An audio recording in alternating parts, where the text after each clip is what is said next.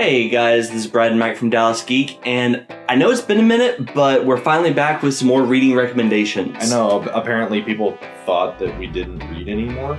I guess so, but we do. We sort of keep up with most of the new stories, but there are so many it's hard. We can easily give reading recommendations for a lot of the classics, the things that you should go out and check out as soon as you get the chance. Mm-hmm. So the first one that we're going to be talking about is Batman Hush. We got Volume 1 and Volume 2. So, what is this about? You would ask me that, wouldn't you? You've read it. Have I? Yes. Did I? Are we sure? Wow. So, man, Hush is hard to talk about without giving spoilers. So just to kind of, I guess, give you a really quick synopsis. Would you like to read the overview on the back? No, I don't want to read the overview on the back. So basically, Bruce Wayne's childhood friend comes back into his life. His parents were killed in, was it a car crash? His friends? Yeah. Car crash. They both had the upbringing of losing their parents. That's what made them close. That's what brought them together. And then, so around this time that a mysterious new enemy shows up in Gotham named Hush, kind of go from there. It's a very psychological villain. Very much screws with his head in terms of like who he can trust, who he can't trust. So it was a good one though.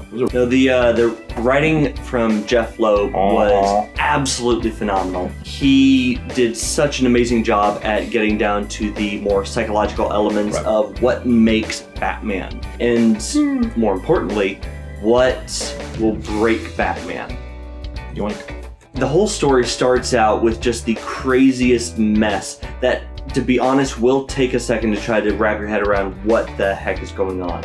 But once you get past that and get deep into the meat of the story, it is really interesting because you get to see a whole lot of Batman's rogues gallery. You get to see all the members of the Bat family, and you get to see their dynamics and how they interact because of the history that Batman has kind of forced on all of them.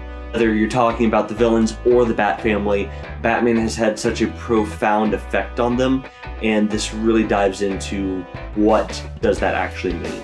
Honestly, I think this was the introduction to one of my favorite villains that Batman's had, but more importantly, it has just some of the best artwork for it. Jim Lee and Scott Williams did a fantastic job with this. It was very much like an all-star team up at the time. These guys were really renowned for all the work that they did in their respective fields.